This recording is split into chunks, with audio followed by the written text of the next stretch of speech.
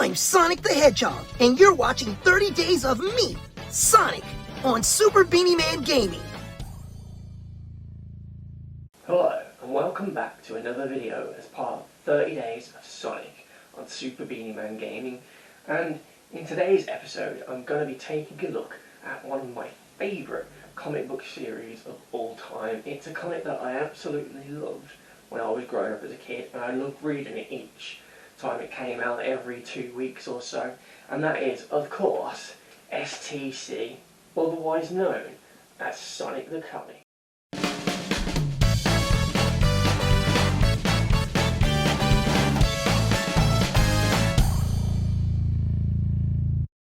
It was really cool to just see a comic book of a video game character, because you didn't really see that back in those days. Comic books and video games didn't really mix at that point, and Sonic was one of the first characters to get his own comic book series, and this was a really long-running comic in the UK. Sonic the Comic, or STC as it's better known, is the UK's official Sega Comic, published by Fleetway Editions, and it originally ran from 1993 to 2002, and in total there were 223 issues, with a few spin-off titles such as the Poster magazine. Wow. Which is pretty impressive, to be fair. Now, it's not to be confused with the Archie comic series that was also running at the same time, because that was the American comic, and that was very different to the UK one. So the Archie comic was kind of similar to the Sonic Satan cartoon, that it was sort of based loosely on that, and it sort of followed on from there, did its own thing after a while. But this comic here was just, it was a really special one, to be honest. It started off, I think there was one Sonic comic at the front, and then you would get maybe, like you can see here, there are sort of like game reviews, and then you would have other Sega franchises that would have their own sort of comic book strips in it. So in this first issue there's Shinobi. Of course, Revenge of Shinobi was around at that time. That was a really cool game. And then there was also some Sega news, so it would tell you about the console and upcoming games. And then there would be maybe other characters or franchises. So there's like Golden Axe in this issue. Then there's a Q zone, so you can get Q&A, basically tips and cheats. So there would be like cheats for Sonic 2 and things like that. And then there would also be just other competitions and things that you could do in a letters page at the end. So it started off fairly simple, and it wasn't fully focused on Sonic in the beginning, because like I said, there was multiple issues where you would have an ongoing comic book storyline for, say, Streets of Rage, as you can see there, makes the front cover. Like I said, there was also Golden Axe that had a few comic book strips, storylines going on. Wonder Boy even also got in on the action and had his own comic book strip. And then weird ones like Decap Attack that didn't really, have a super big game, but they still got a comic book strip. There was also a series for Echo the Dolphin, and Eternal Champions, I think that's what that one is there. I think that was like a beat 'em up. So yeah, it took a while for it to fully turn into a sort of Sonic the Hedgehog only sort of comic book, and once it did, that's when I really started to enjoy it, because sometimes if I didn't like, say, the Echo the Dolphin game, I didn't really want to, as a kid, read the comic book about Echo. I enjoyed the Streets of Rage comic, but that only lasted for like, I think there was like 2 storylines with that. I think Skate's family member went missing. I think it might have been Adam, and they sort of did a storyline about that, but yeah, it didn't really go that far. And then I liked Kid Chameleon, I think that was in there at one point as well, and I liked that game, so I enjoyed reading the comic book. But yeah, Echo the Dolphin, Golden Axe I didn't really care for much. It was mainly I was buying it for the Sonic stuff, and after a few issues you would probably find a free gift. So here you can see for the Halloween issue in '95 there was a Sonic mask that you could sort of cut out and wear, but a lot of the times I didn't really bother using the free gifts unless it was something like a pack of Chewits or something like that. I'd rip those bad boys off and eat them. And they also did some stickers quite a lot as well, and you'd get like free things like posters. I think at one point they had a frisbee. I remember having like an orange frisbee with Sonic's face on it. So yeah, there was a lot of cool stuff you'd get from it. But one thing I really enjoyed about it was when they like really started to like develop Sonic and his team and the storyline with them, because at the start it was kind of just these sort of like one-issue storylines and they didn't really flow that well and connect. But after a while they started to do like their own sort of storylines, and they would also, every now and then when a game would come out, they would also adapt those. But you had like this one here, it was issue number 76, and it was about, I think it was like Sonic CD. So like Porker Lewis was one of the animals that you would rescue in the game, a pig, with a leather jacket on there. And you'd also get Johnny Lightfoot with the red leather jacket.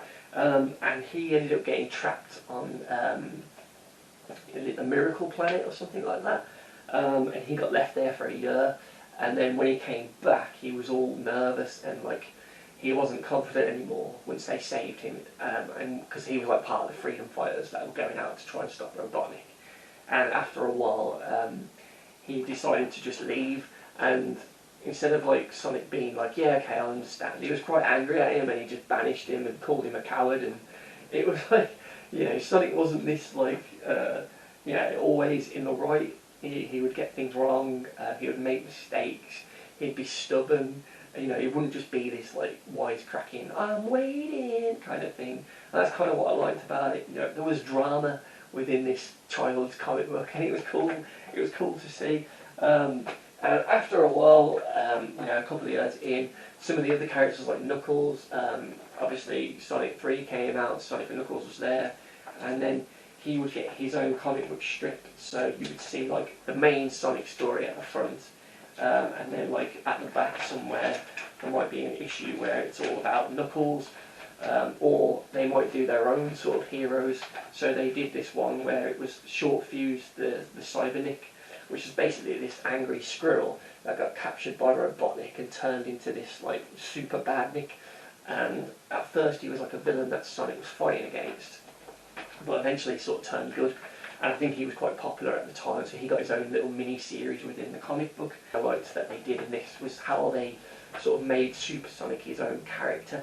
It was very much a sort of Jekyll and Hyde sort of character, so once Sonic turned into Super Sonic, he would become this crazed, bloodlusting sort of villain almost, and at one point they ended up separating themselves, so Super Sonic was like, I think he had like amnesia and he didn't know what was going on, and he ended up finding someone, and you know, but it was really cool that they sort of split, because Sonic didn't want to turn into Super Sonic. It was like, it wasn't like in the games where it's fun and you fly through. He was actually hurting people, so it was kind of like a monster, Jekyll and Hyde sort of thing, and that was quite a nice idea. And I liked what they did with his eyes, with the sort of red swirl going on. I thought that was kind of cool. And yeah, like I said earlier, they also eventually like would adapt to the games. So I think the first one I remember them doing like really well, and I thought was really cool, was the whole Sonic 3 and Knuckles saga. It carried over for like quite a few issues, and it was just really cool because back then with the games you didn't really have many cutscenes, so you kind of just had to imagine it yourself. And with the help of these comics, I would play these out in the game, and I just really liked these issues when it would adapt the game. And one of the coolest issues I remember was the 100th issue, because it was this one here, and they had this whole storyline going on. I think it was called Doomsday, and it was built up over a few parts in the previous couple of issues, and this was like the epic conclusion to it.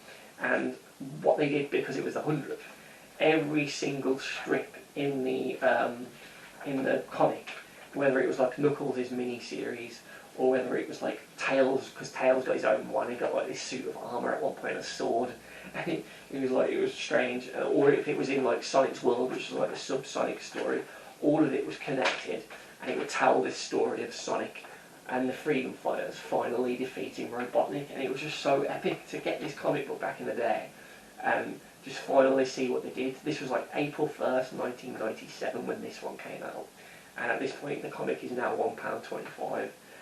But it was so worth it. It was such a cool issue of the comic, and I really, really enjoyed reading it. And it it was just such a fun comic book strip to read, and I really liked the art style of how they drew Sonic and the other characters, and it was kind of how I learnt to sort of draw Sonic. So I've got like these really old sort of pictures of when I was drawing Sonic as a kid, and I would kind of try and follow from what I think it was Nigel Kitching maybe in the comic book there would draw, and that's how I would sort of try and draw them myself. So it was cool really, because it got me to learn how to draw Sonic, because I kept seeing all these pictures, because when you play the games it's a sprite and it's kind of hard to draw it because you can't really see lines. So it definitely helped me learn how to draw Sonic, Knuckles, Tails, and I really enjoyed it. There was so many highlights, like I've mentioned, when Knuckles comes in Sonic and Knuckles, they did that storyline, they did the Sonic 3D Flicky's Island storyline, that was a cool one. Seeing Tails get some of his own storylines and be more sort of independent and a hero in his own right, that was pretty nice to see. New characters that they added, like Short Fuse, I think her name was Tenko or something like that. She was like a green duck who was like with him, like his sort of sidekick. She was cool. I think the Omniviewer, which was like this screen portal thing, computer that would talk to them. There was Kinterball, and they showed the origin of a skinny sort of Robotnik and a brown Sonic. They did that, and how he was originally a nice person, but once they were doing this speed test, it went all wrong, and there was a rotten egg there, and it transformed him into Robotnik, and that was kind of cool. And then I can't remember his assistant, Grimer maybe. I'm thinking it was like this guy in a lab coat and a green face and black hair, and yeah, he was like his little assistant. And then at some point, maybe in the 100th issue, I think he betrays him or something. And yeah, there was like, what else was there? There was the Porker Lewis stuff where, like I said, when he quits the team, and Johnny Lightfoot as well. Johnny Lightfoot was another freedom fighter. He was a rabbit. He was like a loyal team member. He was one of my favourites of like the original characters kind of thing, and it was just so cool to see them. And when the comic book sort of ended but didn't end, which I'll talk about more in a bit, they did the adventure game. So they did Sonic Adventure. So this was like what, July 2000, and they did their own version of Chaos and the whole storyline with that. And like they even got Nick the Cat in there. I don't know if you can see that. But one of the things that I remember is just how it ended, how the comic book series ended. So they have this fight, and Johnny Lightfoot ends up getting hit.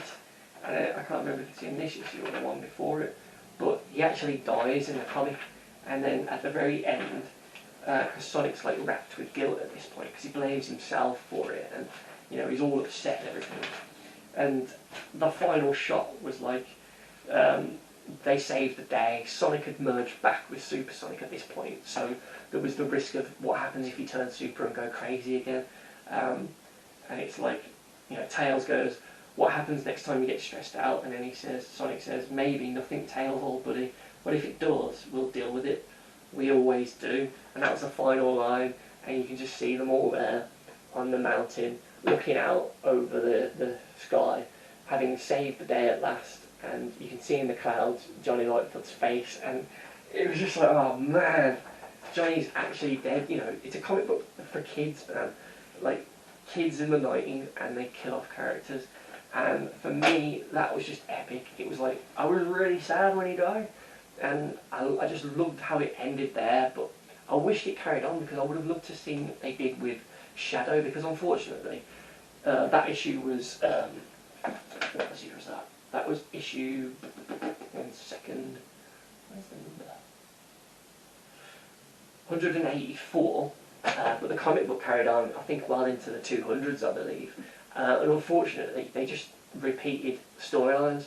So I would buy it every 2 weeks, and the only new thing I would see is maybe the letters page, if that was still there, and then the front cover. And every other story in the comic book was repeated ones from years before. So I kept going with it at first, because I thought, oh well, okay, they're just waiting for the Adventure 2 story. Because at first I think They started off with like a new story at the front, and then another new story in the middle, and then the last storyline at the back was like a retro one. But by the time the magazine went on, the whole thing just became retro, and you know, I was still a massive fan of Sonic at that point, and I still wanted to read it because it was still kind of fun to go. Oh, I remember that one with like Brutus, or one of the storylines with Tails or something like that, and seeing them again. But after a while, it was like, okay, well, they're not going to do any more new ones, are they? And then my mum, once she realised it was just all old storylines and I've already got them, was like, well, you can just read those ones, can't you?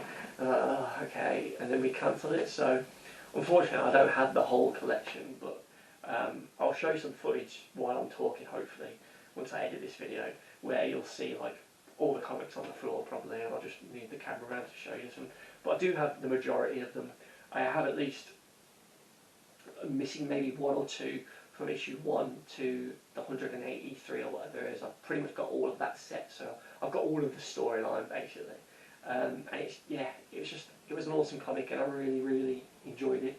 And it was a shame how it sort of ended, because it sort of just got, you know, it was wounded and then it just sort of limped, and it should have been put out of its misery way before then. But unfortunately, yeah, I think once Sega and the Dreamcast failed, I think the comic book was just shuttered then. Or maybe it ended before. I don't know whether it ended before Adventure 2 would have come out or not. But yeah, it was a really good comic while it lasted. And yeah, it helped me learn how to draw Sonic. It got me more invested in the franchise. I think, you know, when I was little, I was playing the games and I loved the games, and I liked the kind of cartoons, but the cartoons weren't really how I wanted Sonic to be, especially Adventures. That one was a bit more annoying than anything. Saturn was good, but it ended pretty much straight away. So the comic book was like my main source of Sonic for many, many years.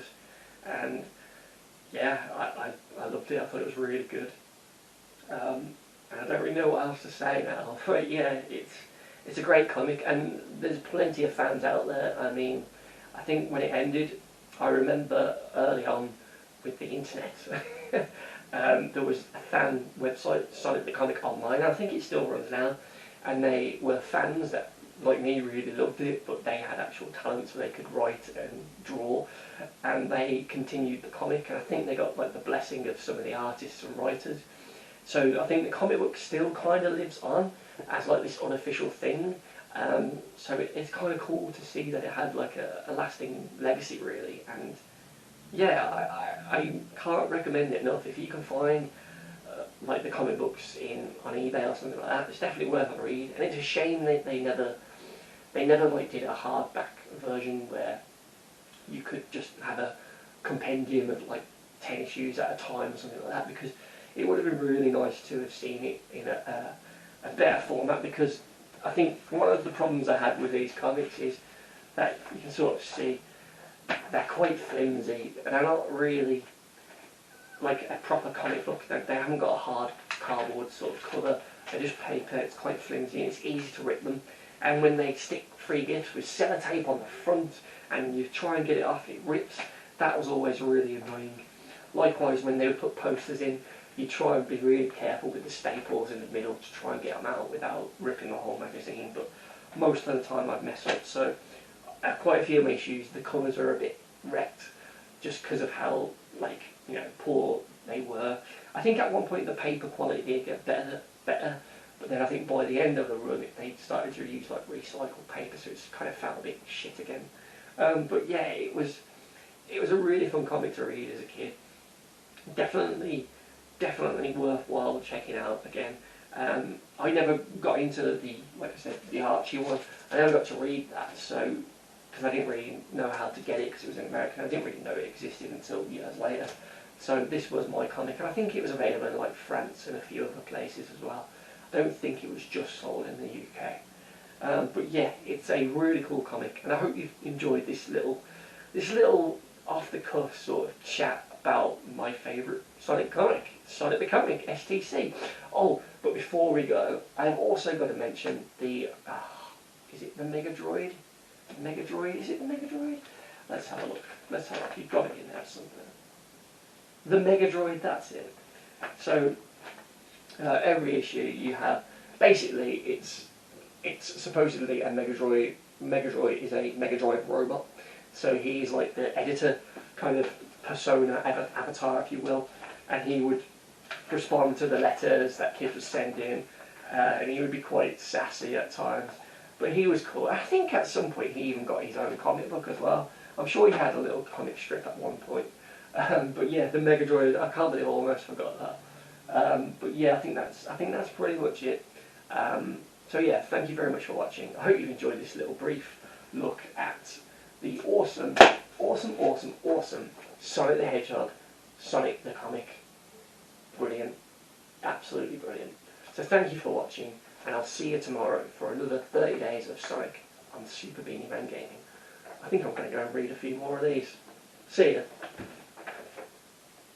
I'm Sonic the Hedgehog, and you're watching 30 Days of me, Sonic, on Super Beanie-man Gaming.